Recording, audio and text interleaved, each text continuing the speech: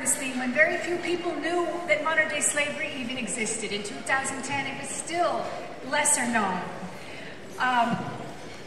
She said, I work with a shelter. There's a shelter of girls. And I said, oh, can I meet them? Because in my travels as Goodwill Ambassador, I interview victims and survivors of human trafficking, as well as lawmakers and NGO workers and even a trafficker.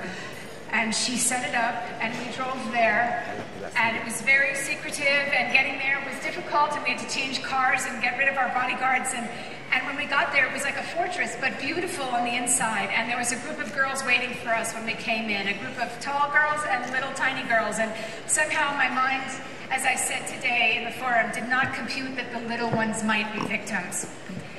I was soon debunked of that. I met a young child who was 7 years old, who was missing her front teeth. Her big teeth had not grown in yet.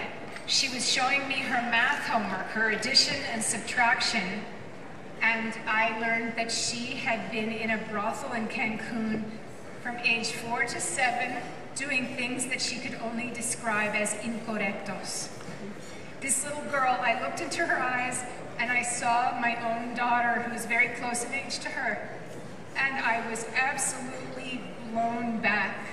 All my understanding of human nature in that minute was almost extinguished. The idea that good could exist when people would visit that sort of evil on a child was incomprehensible.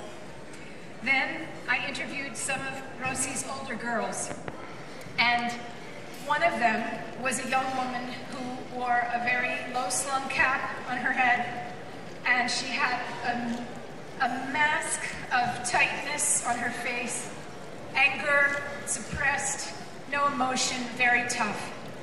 And she talked to me about the abuses that her pimp visited upon her body and her soul. Horrors that I'm not going to go into now because you're at the dinner table. But horrors like from a horror movie.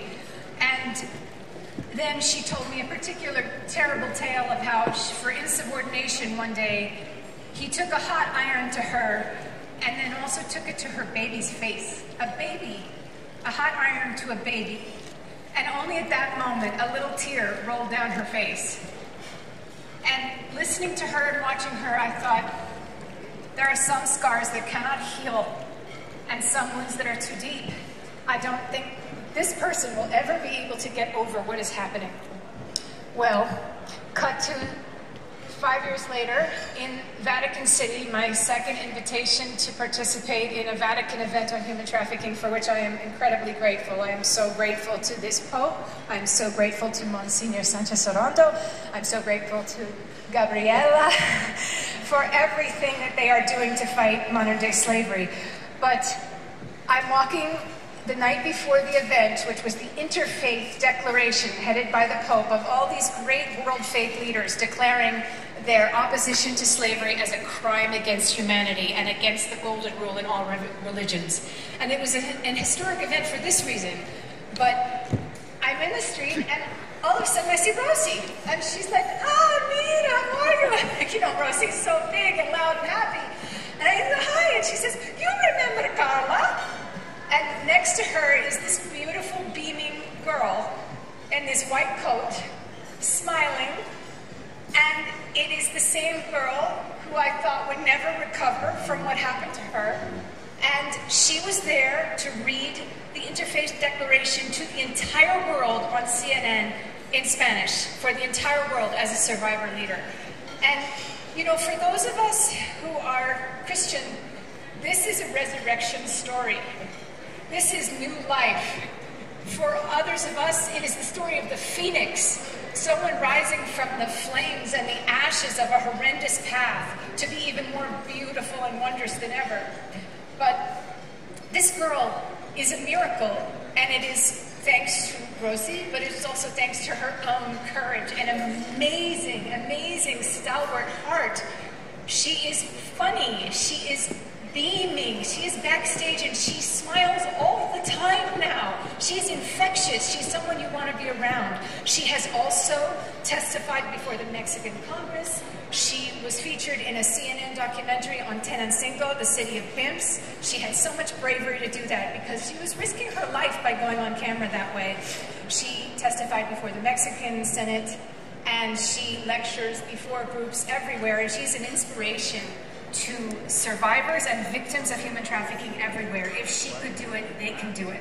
So I want you all to think right now about what we may all assume about those living in bondage, either labor slavery or sex slavery out there. Maybe thinking that the abuses that they endure make it impossible for them to ever have normal lives. And I want you to look at her face and hear her words and realize, no, every one of those people, every child, every boy, every girl, every man, every woman deserves this beautiful life that they were made for, and they will take that chance and they will thrive and they will inspire you all to be the most amazing heroes ever. So if you're out there, if you're watching this on the webcast, if you are a victim right now, there is a helpline that you can call. I've written it on my hand. This is the helpline. How do you say helpline in Spanish? La línea de emergencia, bueno, para pedir ayuda, la hotline. Si tú eres una víctima, llama a 01-800-5533-000. Gracias, Luis Huerman. Please, everyone, if you see something, if you live near a brothel and you know bad things are happening inside, have the courage to just dial that number and make an anonymous tip. It's up to all of us now to think of those people and give them back the life that they were meant to have. It's time for a great leap forward, a great movement of compassion. It's not just an idea to be anti-slavery, it's about love.